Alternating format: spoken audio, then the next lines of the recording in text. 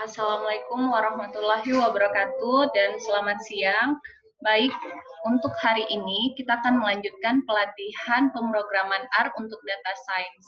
Kita sudah memasuki materi terakhir, yaitu praktikal statistika, di mana materi sebelumnya itu merupakan dasar-dasar pemrograman R yang akan kita gunakan prakteknya di materi statistik.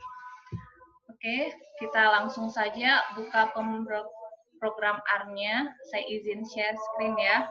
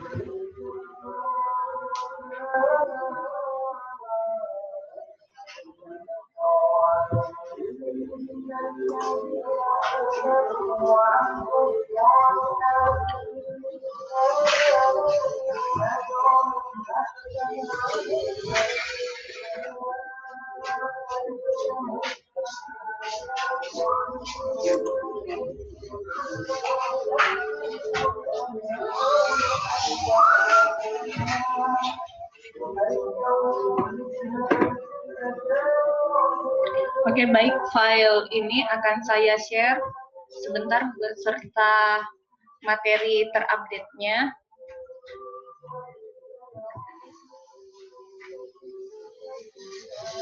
Kita tunggu dulu ya, masih loading.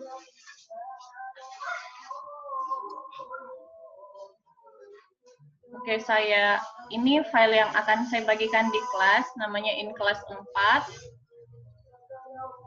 Untuk file update-nya, saya izin save as dulu.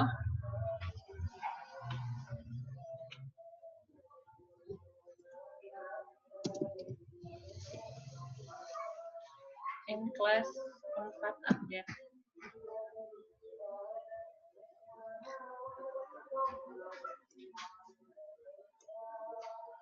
Oke, baik. Materi ini adalah materi yang saya copy dari hasil pelatihan di awal tahun ini. Tempatnya namanya algoritma, dan tim pengajarnya itu adalah Mbak Ajeng.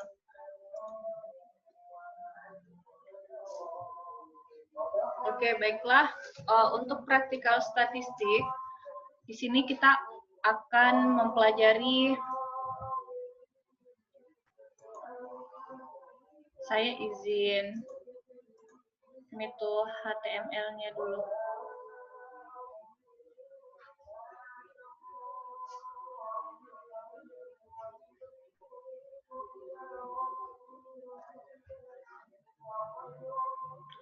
Oke, baik. Nah, sebenarnya statistik deskriptif ini digunakan untuk menggambarkan karakteristik dari data berkaitan dengan pengumpulan, peringkasan, dan penyajian data sehingga memberikan informasi. Outputnya dapat berupa grafik, tabel, maupun uraian singkat berupa sajian informasi mengenai data. Nah, untuk penyebaran data, pemusatan data, biasanya digunakan untuk melihat karakteristik data kita secara. Oke, baik. Ini kayaknya baru dia proses untuk jadi HTML. Tadi kan kita commit to HTML. Nah, kurang lebih yang kita pelajari pada hari ini itu praktikal statistik, tapi kita batasi dengan pemusatan data dan penyebaran data. Sebentar kita akan singgung sedikit tentang covariance dan korelasi. Materi hari ini hanya sampai di sini saja, materi yang ini kita tidak akan bahas.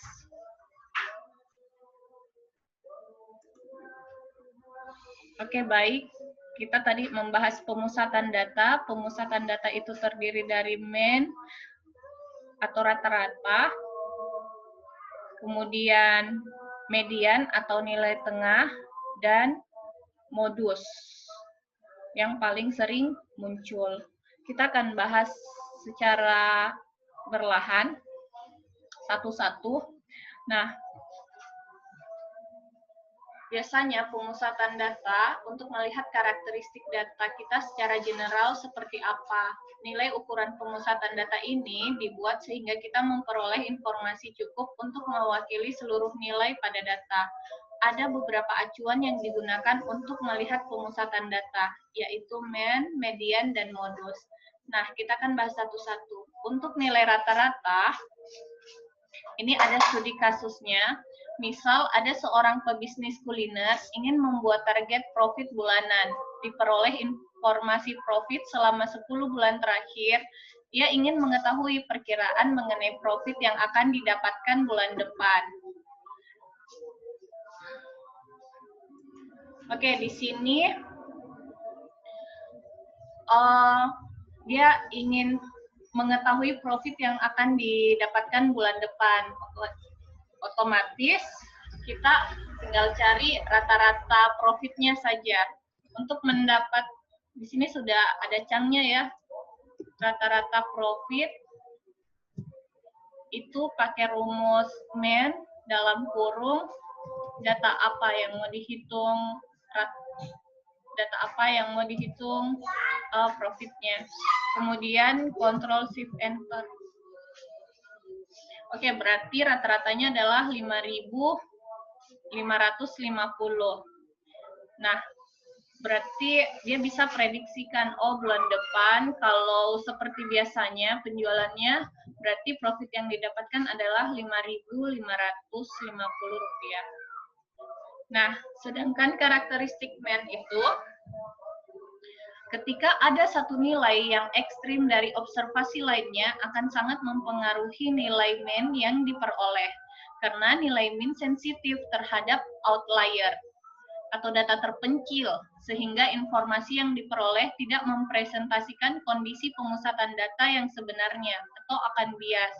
Nah, median dapat dijadikan solusi untuk menghitung ukuran pemusatan data jika terdapat data outlier. Oke, median itu adalah nilai tengah. Untuk memperoleh median, sebelumnya data harus diurutkan dulu terlebih dahulu. Biar kita dapat menggunakan komen median. Oke, ini ada contoh profit 2. Nilainya 4.000, 5.000, 5.500, 6.000, sekian-sekian sampai di sini ada 200.000.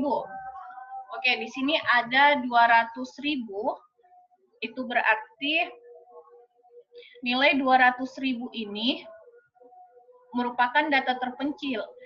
Dia berbeda dari data yang lainnya. Di sini dijelaskan ia memperoleh profit yang sangat besar di bulan Ramadan, mungkin karena untuk buka puasa jadi jualannya lebih laku di bulan Ramadan dibanding bulan-bulan yang lain. Nah, kalau kita rata-ratakan, kalau kita mencari rata-ratanya,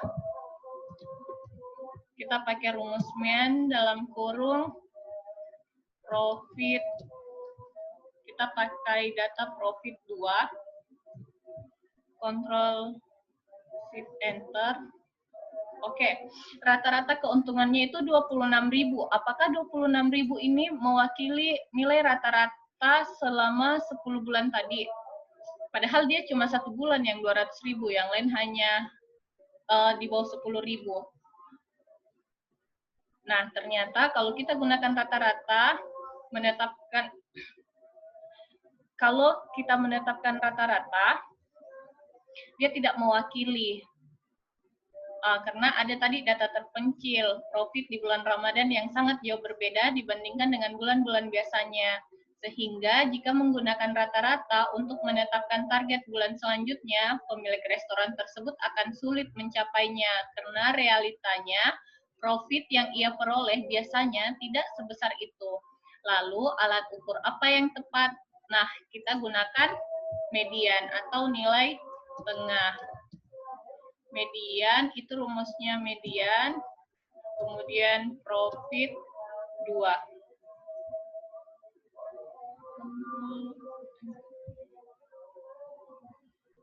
Oke, jika menggunakan median, kita mendapatkan target bulan berikutnya yaitu 6.750. Hasil ini lebih mewakili kondisi yang sebenarnya karena memang rata-rata cuma 4.000 sampai 9.000. Nah, di sini ada trim main, artinya adalah proses memotong atau membuang data yang jauh dari pusatnya, atau bisa juga dikatakan untuk membuang nilai data yang ekstrim. Apabila menggunakan trim main 10% berarti akan memotong data 10% di ujung kiri dan 10% di ujung kanan dari distribusi data. Jadi kalau misalnya tadi profit 2 itu ada 4.000, 5.000 sampai 200.000, berarti kita harus buang data 10%-nya. Jadi misal saya pakai profit 3. Profit 3 itu kan kita buang data 10%, berarti 1, 2, 3, 4, 5, 6, 7, 8, 9, 10. Ada 10 data. 10%-nya artinya 1. Berarti ada 1 data saya hilangkan di awal, ada 1 data saya hilangkan di akhir. Jadi data yang saya gunakan hanya data yang ini.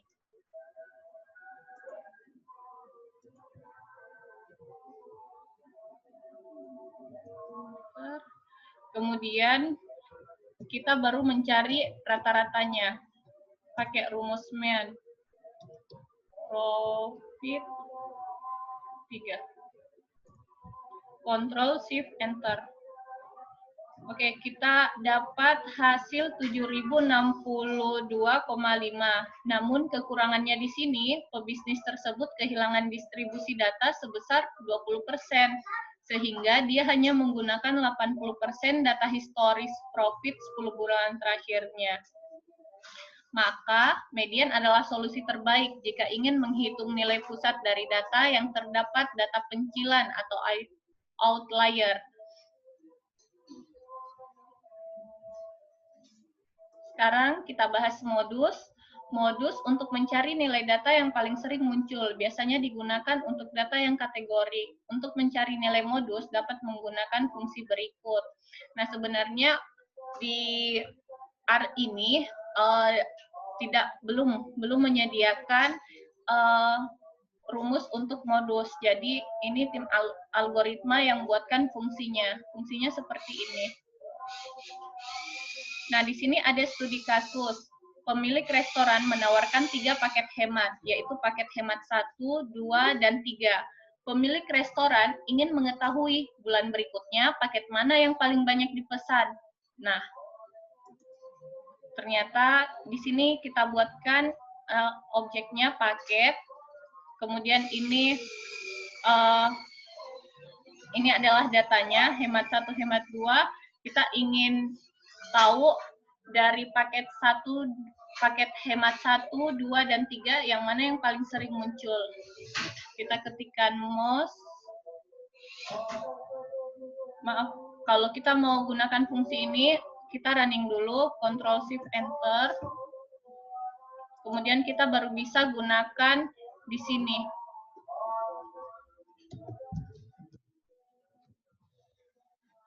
Paket, Ctrl Shift Enter.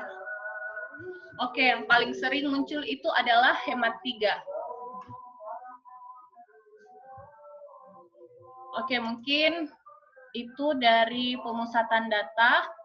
Untuk penyebaran data, ukuran penyebaran data untuk mengukur sejauh mana nilai dalam data berbeda satu sama lainnya. Di sini ada variansi untuk melihat seberapa beragam data yang kita miliki.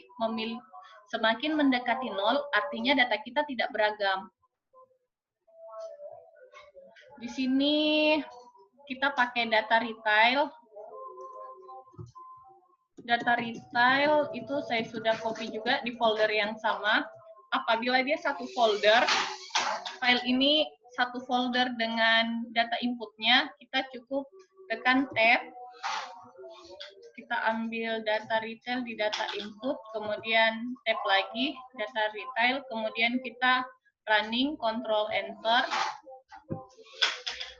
Oke, data retailnya sudah dipanggil, dan sekarang kita ingin mencari nilai variansi dari variabel sel. Oke, rumus variansi itu adalah var, kemudian yang kita mau nilai rata-rata dari sel. Oke, sel ini kan ada di data retail.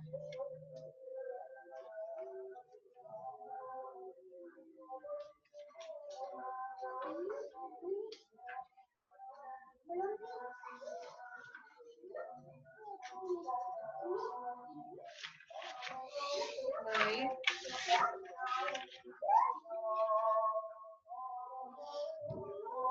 Variansi berarti kita ambil dari data retail, dollar sel, control shift enter. Oke, berarti ini adalah rata-rata penjualan dari data retail. Variansi dari data retailnya. Oke, kita masuk ke standar deviasi. Di sini dapat kita lihat di standar deviasi ini untuk melihat seberapa jauh tiap observasi terhadap rata-rata. Makin mendekati 0, artinya data tidak jauh berbeda dengan rata-rata. Nah, studi kasusnya, standar deviasi digunakan untuk mengukur risiko saham. Misal, seseorang ingin mencoba investasi saham, kemudian ia mencari informasi mengenai pergerakan saham A dan saham B di 20 periode terakhir. Nah, dia peroleh ini saham A sekian, terus dia ingin mencari standar deviasi. Untuk standar deviasi, rumusnya di R itu SD dalam kurung saham A. Control Shift Enter. Oke, berarti standar deviasinya 323,41.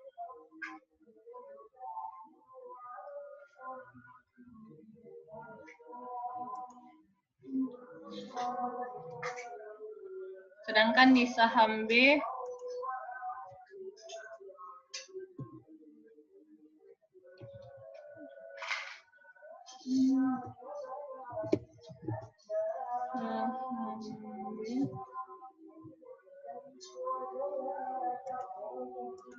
Control Shift Enter 8,4.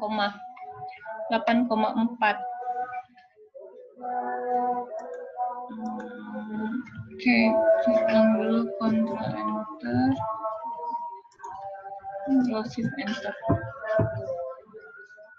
Oke, dari informasi diperoleh, standar deviasi saham A itu sebesar 323,4172. Lebih besar dibandingkan dengan saham B yang 8,4. Berarti saham A datanya lebih bervariasi dibandingkan saham B. Pada kasus ini, orang tersebut ingin memilih saham yang nilai standar deviasinya kecil, sehingga tingkat resikonya lebih rendah. Nah, untuk range, fungsi range ini mengembalikan dua buah nilai, yaitu nilai minimum dan maksimum. Apabila ingin menghitung selisih dari dua nilai tersebut, bisa dilakukan operasi pengurangan. Nah, selisih nilai maksimum dan minimum kurang menggambarkan range dari sebaran. Karena bila ada data outlier, maka range tidak menggambarkan range sebaran data yang sesungguhnya. Nah, di sini kita disuruh mencari nilai range dari variabel sel penjualan dari data retail.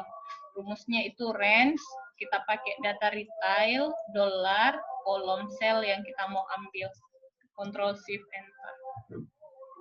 Berarti data minimumnya 0,44, data maksimumnya 22.638. Interquartile range. Nah, merupakan jarak dari kuartil 1 ke 3, kuartil 3. Biasanya digunakan untuk melihat sebaran data yang ada. Nah, di sini kita mau lihat sebaran data pada variabel sel. Rumusnya sama, I, Q, R, kemudian data apa, dolar, di kolom apa. Ini sisa di running, Control Shift Enter. Oke, ini salah satu contoh plot data untuk sebaran data. Di sini ada beberapa data outliers, ini juga outlier. Jadi kita tidak ambil datanya, yang kita ambil hanya nilai ini. Nah, dari gambar ini bisa dilihat Q2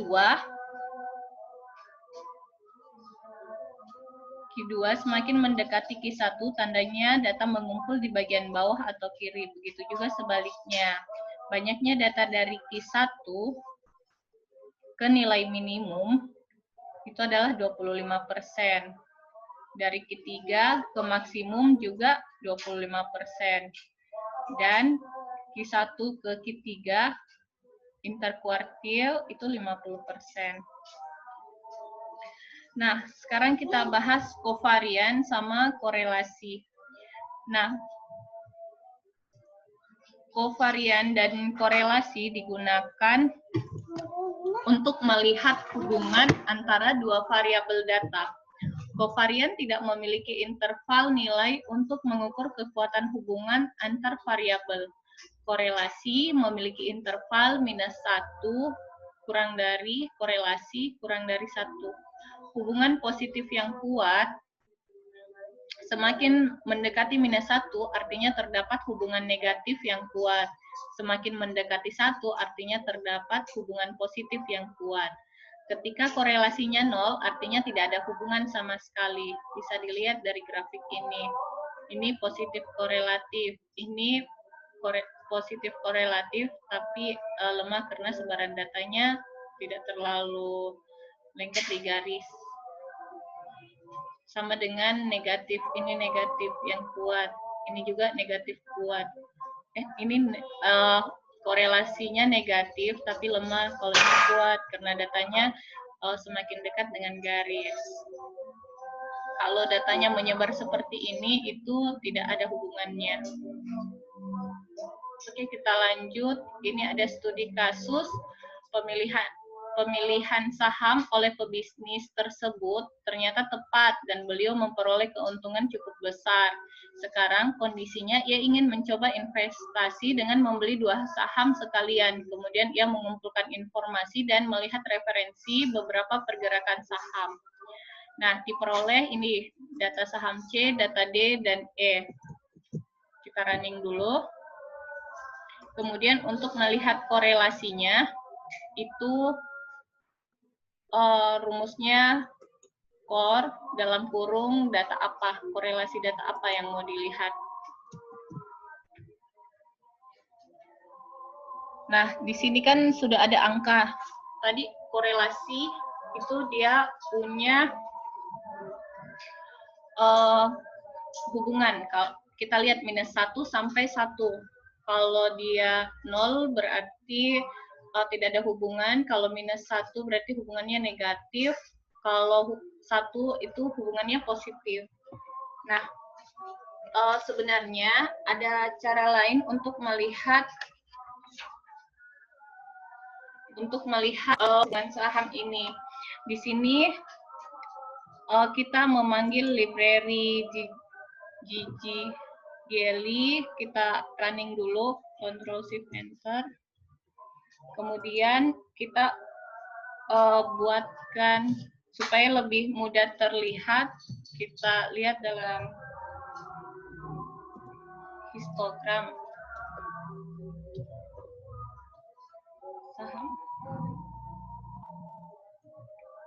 Ctrl Shift Enter.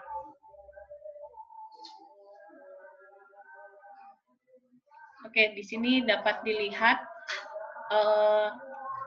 biasanya kalau dia masih bentuk tabel begini, kita agak sulit melihat angka-angkanya yang mana lemah, yang mana kuat. Kalau sudah dalam bentuk gambar, biasanya kita lebih mudah memahami hasil data tersebut. Jadi kalau tadi hasilnya 1, dia warnanya merah sekali. Oh, berarti yang hubungannya positif saham A dengan saham E. Kalau yang lain ini kuat positif tapi lemah ya. Nah, 0. Di sini ada yang 0 yang tidak ada hubungannya sama sekali. Terus yang warnanya ini ke arah minus tidak ada ya. Paling ini antar E saja.